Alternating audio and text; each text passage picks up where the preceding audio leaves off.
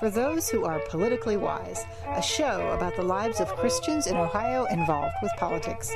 Introducing your host, Reverend Thomas Wise. Greetings, my fellow patriots, saints, and sinners. The show is titled Politically Wise, and I am your host, Reverend Thomas Wise. At the end of the show, there will be a blessing. Don't miss it.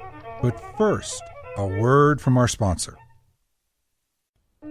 Do you pray for a politician? Do you think a politician can be a Christian? Do you think politicians should stand up for Christian principles? Do you think politicians should pray together?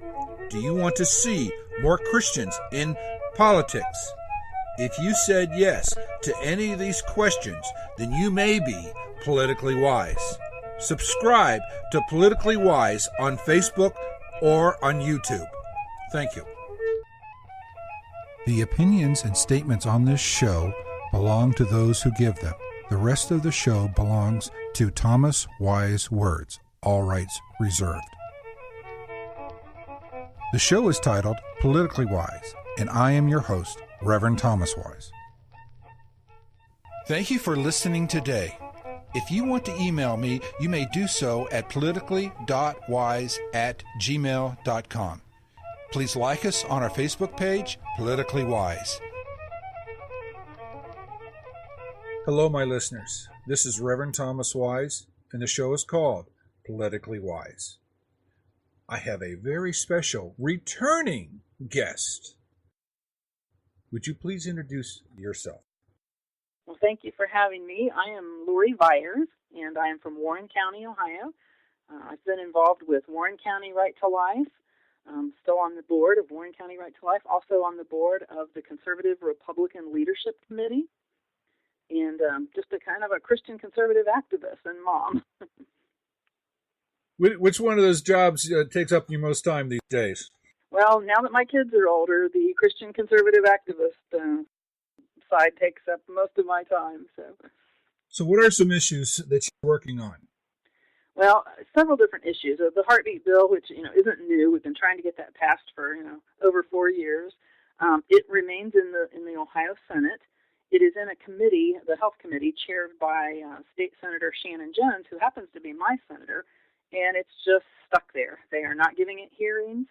Part of the problem is that the Senate President, Keith Faber, does not want it to pass.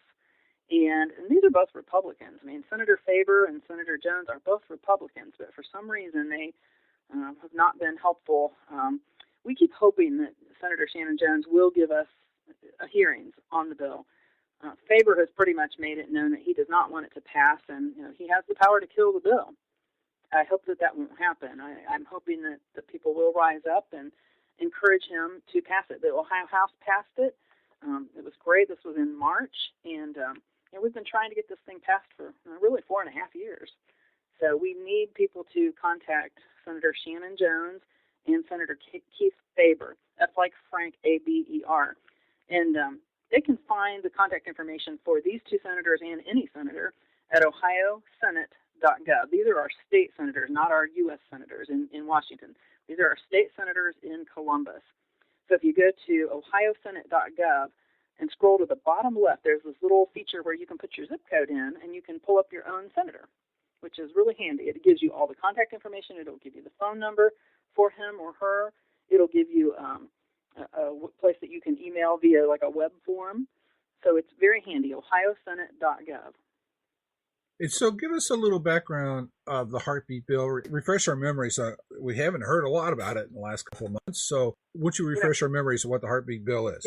I have to look up the vote count. It's been since March, so I'll look up the vote count. But the heartbeat bill would prohibit abortion after the time that the baby's heartbeat can be detected. Not the time when there is a heartbeat. The heartbeat starts really early, 18 to 23 days, roughly 20 days. There is a heartbeat, but you can't hear it. The doctor can't detect it until somewhere around 6, 7, 8, 10 weeks, depending. 8 weeks is probably a pretty good approximation. So this bill would prohibit abortion after the time the doctor can hear the baby's heartbeat. Using like a Doppler stethoscope, like we all have had, the ultrasounds, and in whatever way, typical medical equipment that they can use to hear the heartbeat. Once that heartbeat is detectable, then the baby is protected. We like to say, when the heartbeat is detected, the baby's protected. Makes kind of a nice little chant. Yeah, that's it. Yes, I like that. Has the heartbeat bill other states passed and withstand court challenges? Well, they have not. The heartbeat bill in Ohio is the better bill. We have, like for instance, I think it was Arkansas. They had to water it down, and it's not really technically a heartbeat bill. It's much later than the heartbeat is detectable. They had to water it down because they have a lot of Democrats in their legislature, and I think they had a Democrat governor too. So the other states have had different versions. I think there are some states contemplating the new Ohio version. The version that we have is the very best. And it's partly because for 4.5 years we've had time to work on it and improve it. So no, they have not stood. But the one that we want to put into the pipeline, the one that we would like to see enacted, and then it'll probably be shot down by the first level of courts. But then it'll start working its way up to the Supreme Court. We want that to be the Ohio version because it's the best chance to protect the most babies. Is the other bill, the 20-week bill, passed the House yet? The 20-week bill has just gone over to the House, I believe. I think it passed the Senate, and it's just headed over to the House. I'll have to do a little research on that. I've not been working on that bill, not because I don't support it. I do. Every single life's important. But it would only save about 173 babies a year in Ohio. I want to save, the heartbeat bill. If we can get it, through the courts and up to the Supreme Court, and we win, we can save 20,000 babies per year in Ohio instead of 173. So I want to do the most we can to protect the most babies. Let's move on to another topic. Oh! Can I interrupt for just a minute? Sure. The vote total on the heartbeat bill when it passed the Ohio House was 55-40. So we had 55 yes votes, 40 no votes. So I apologize, I didn't remember that earlier. The older I get, the less these facts stay in my mind as I move on to another issue to work on. I think the filing cabinet's too full up there. Probably true. At least that's my story, and I'm sticking to it. It's not old age. It's just I have a lot on my mind. That's it. That's it. Have a lot on your mind. Yeah. Okay. All right. So what have you been putting your time in? Well, since the Supreme Court decision on marriage, it's been like being hit by a tidal wave. We saw it coming. We can't say we were surprised by it, but we had hoped and prayed that it would turn out differently. And since then, it's just been kind of a steady stream of trying to figure out what do we do now. And there are multiple approaches to that. And not being an attorney, I'm not sure which is the best. So I say let's do them all. One of the things that is happening in Ohio, and I've been spending a lot of time today on this, is the Ohio Pastors Protection Act. It's a new bill to be sponsored by State Representative Nino Vitale from Urbana. He's a Republican. He's a conservative, a Christian conservative, and a like-minded guy who shares our values. He really sees a need to have something that would protect pastors, churches, and church property from lawsuits. And it would basically, protect pastors from having to do marriages that are not in line with their beliefs. But it would also protect the church itself and the property that the church owns. So that's going to be introduced very soon. He's in the process of getting the co-sponsors. I talked to Representative Vitale today, and he had 17 co-sponsors. So I'd like to get more. He's cutting it off on Friday, and he's going to go ahead, I think, and file the bill shortly thereafter, and then he'll get a bill number. And then we'll be able to refer to it by the bill number. But for right now, we just call it by its name, the Ohio Pastors Protection Act. We'll probably shorten that to OPPA. We seem to always have an acronym. How would that protect pastors? Exactly. It would basically say that the pastors cannot be forced to do marriages that are not in line with their beliefs. And, that could protect from all kinds of things. It could be, maybe you have a church that is, Protestant, and you only want to do marriages, of your particular denomination, or maybe just I'll only do Protestant, or I'll only do Catholic marriages. Whatever your faith it should be the pastor's choice. We should not take away freedoms from our pastors and make them, force them to do marriages of any sort, heterosexual or homosexual marriages that are not in line with their faith. I mean, you can imagine there are pastors that will not marry people who are unequally yoked. It could be anything. We need to respect the freedom of pastors to make those decisions of who they will be willing to officiate in those ceremonies. But the property angle is something new. We haven't really talked about that a lot. And Representative Nino Vitale believes that is going to be one of the first things that some of these lawsuits go after. And you can just imagine how hard that would be if a church property was taken out from under a group of believers and they're left without a church home. I mean, I don't think they'd fold up and go home. They'd find someplace to meet. But I mean, just think about my church sponsors a Christian school. The Christian school is on the premises in the church building. So right. That's important. And I was really glad to see him include that in this bill. They're working on the final language and gathering co-sponsors. What I would say is that to ask everybody, all of your listeners that live in Ohio, to contact their state representative and ask, please co-sponsor Representative Nino Vitale's Pastors Protection Bill. And they can find their state rep on ohiohouse.gov. ohiohouse.gov. And again, it's just like the ohiosenate.gov.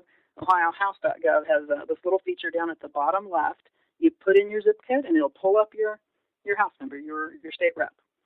And then it gives you all their contact information. It's very handy. And if you do call, be very polite, but be very firm and leave a message and call back. Because these guys and gals are very busy, but they appreciate and listen. I know they listen to every phone call. So yeah, they absolutely do. And sometimes it's just taking a tally of they may ask their legislative aide how many people called in on this and who's for and who's against, and it might just be a tally. But sometimes the legislative aide will share the exact message with the representative. It just depends on how busy they are at the time. But we need to be communicating with our representatives.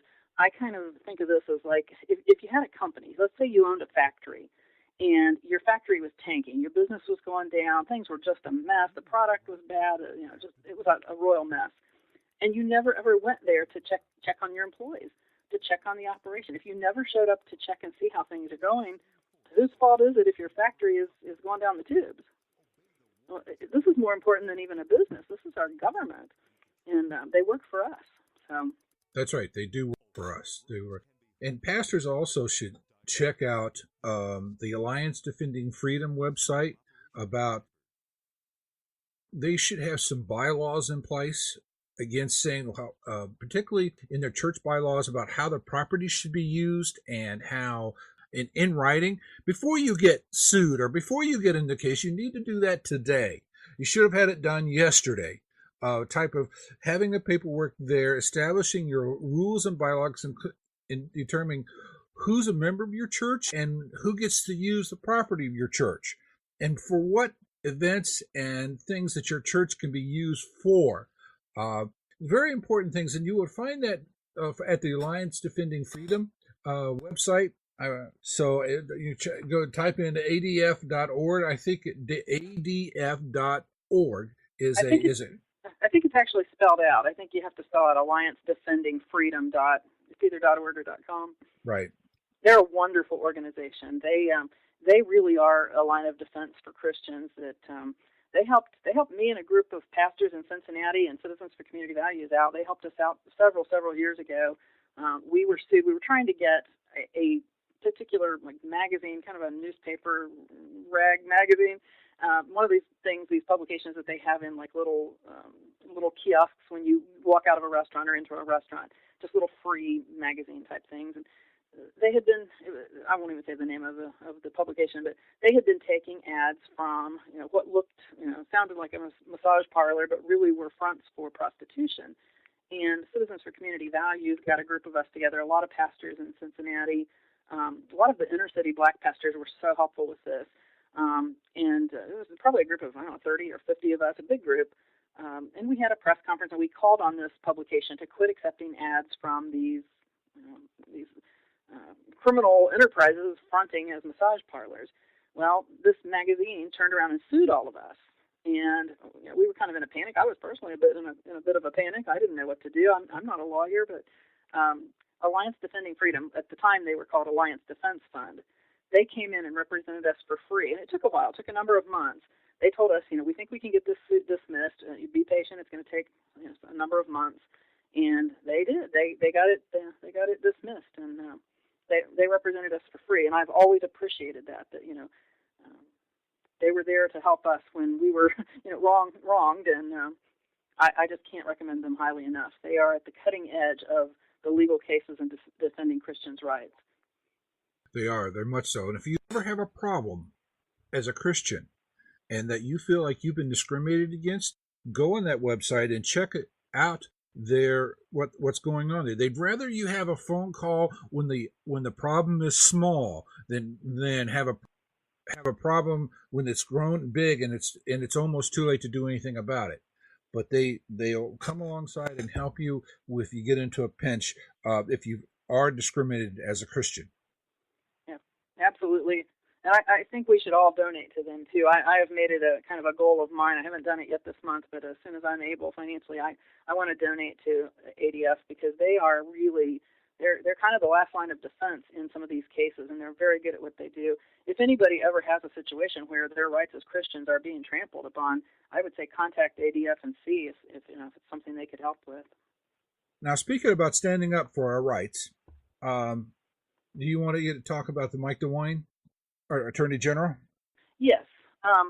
It has come to our attention that there could be a crack in the door, and a long shot. It is a long shot, I admit that. But, we know a God that specializes in long shots. There's a possibility that the Supreme Court could rehear the marriage case, the Obergefell versus Hodges. I guess there is a thing called a motion for rehearing. And someone who has standing, and it's a legal term, someone with standing can file this motion for rehearing the case. And I think there's a 25 or 26-day window that you can ask for this rehearing. And so the marriage decision was, June the 26th? So we've got until just really a little bit more time here in July for that to happen.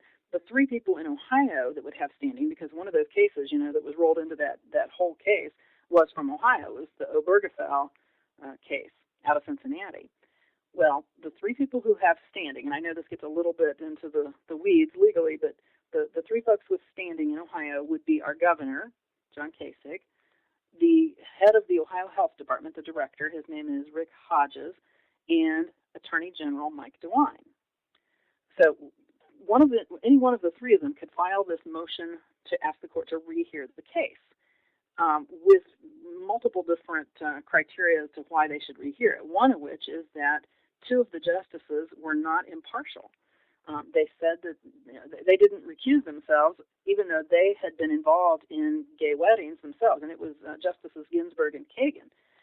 They were not impartial. They had said ahead of time that they were, in favor of gay marriage. So a judge is not allowed to announce ahead of time before you rule on a case, what your views are on that. And so, they should have recused themselves. They didn't.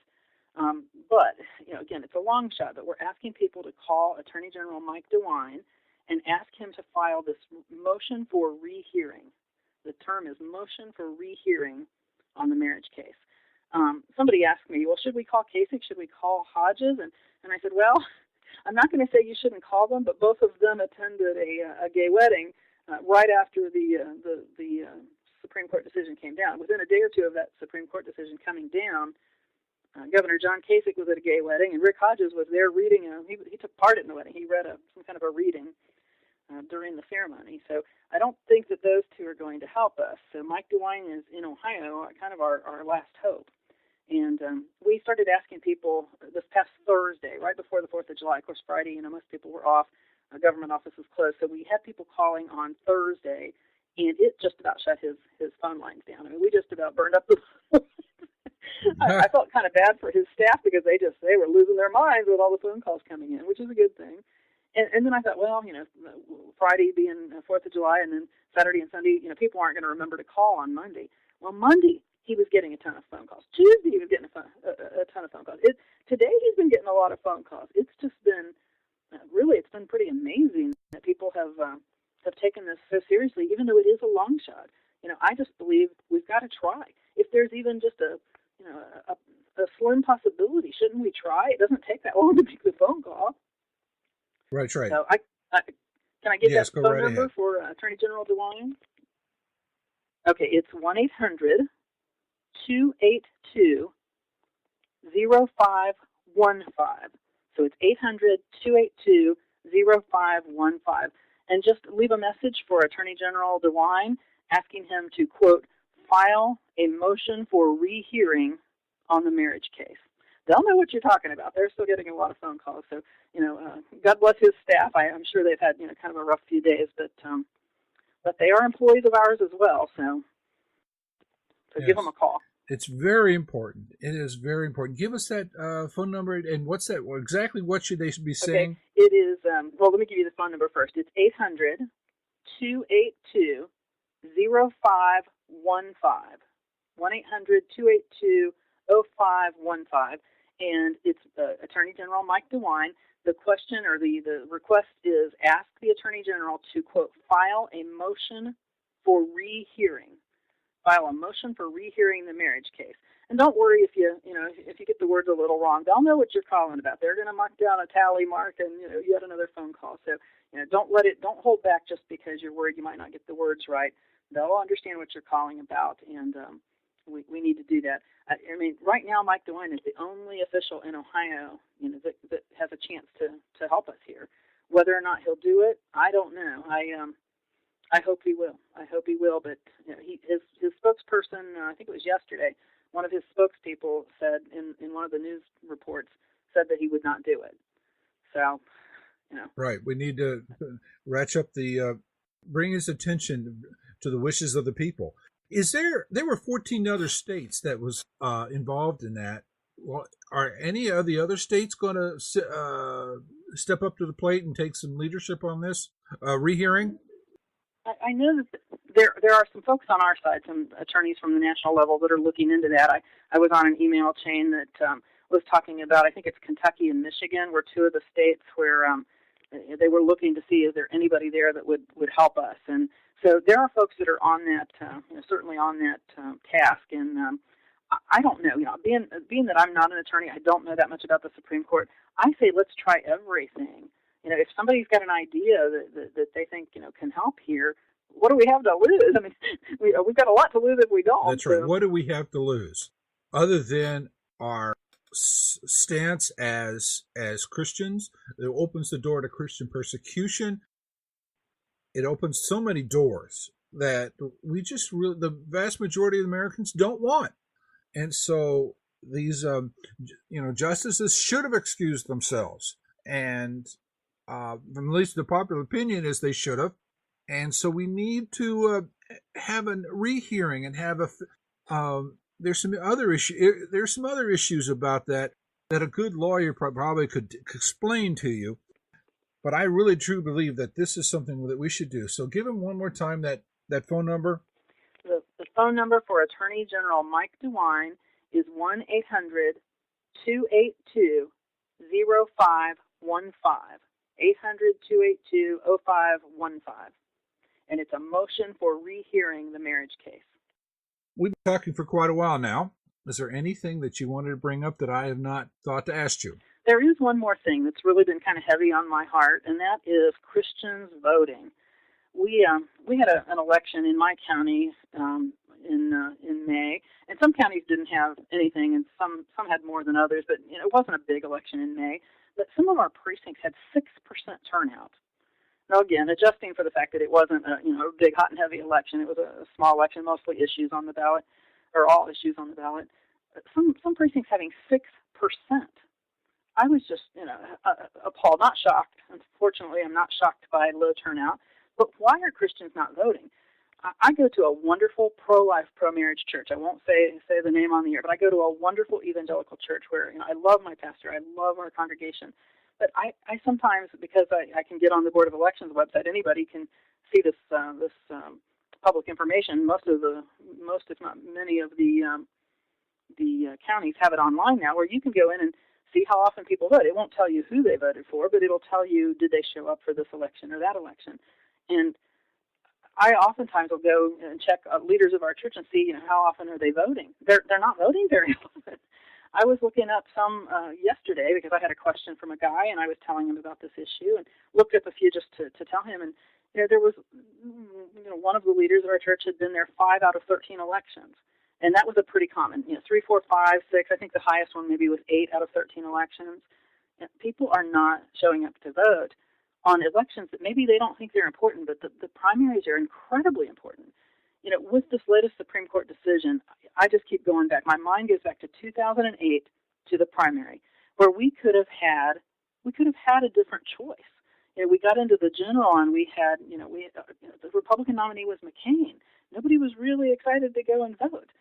We mess up. Christians mess up by missing primaries, and then we end up with 2 bad choices. Maybe one worse than the other, but 2 bad choices in November. We have got to get our people out to the poll, and I don't know how to do it. I have tried everything I know. I've set up little booths with the pastor's permission in the foyer, and I've done voter registration drives, in many churches, and I don't know what the answer is. Maybe we need pastors to, be sure and put it in their bulletin and make announcements before every single election. Don't assume because it's, it's not a presidential November general that it's not important. All of these candidates move up. Where did these presidential candidates come from? They moved up. They were elected at probably the local level and then the state level, and now they're running for federal office. So if we can put good people in the pipeline at school board, city council, township trustee level, all of these little local races, and then state rep, and then state senator, and then Congress, and then U.S. Senate. We've just got to get Christians to understand the importance of showing up. None of this is even necessary. We would not have had Justices Ginsburg or Kagan if we had Christians show up in the primary of 2008. That's true. So it kind of goes back to how I used that analogy of, you own a factory and it's tanking, whose fault is it? We're kind of, I don't want to be too hard on us, but we're not. That's right. That's right. So, all right. Well, thank you for your time. Give us your name and your title again, please. It's Lori Viars, V like Victor, IARS, and I'm in Warren County and involved with Warren County Right to Life, and also sit on the board of the Conservative Republican Leadership Committee. Oh.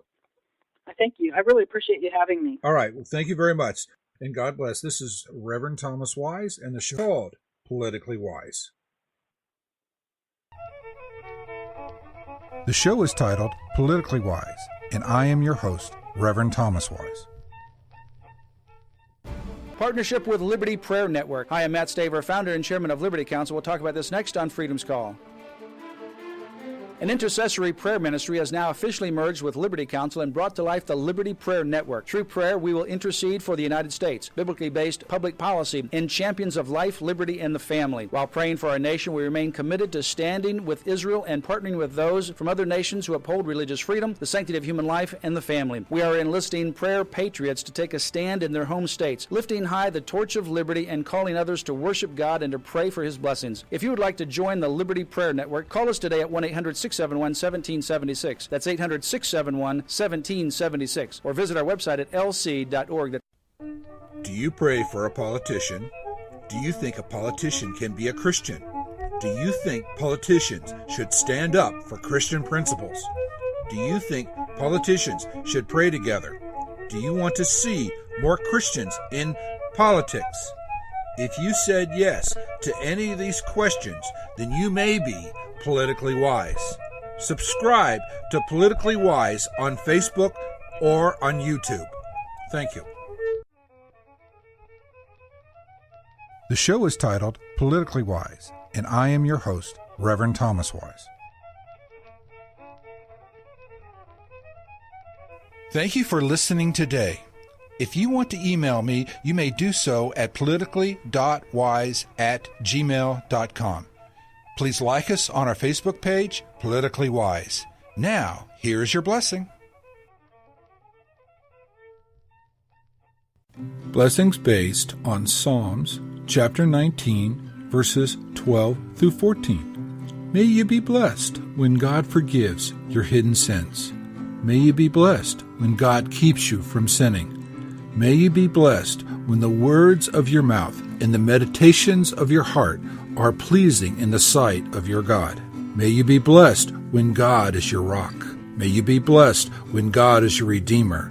May you truly be blessed.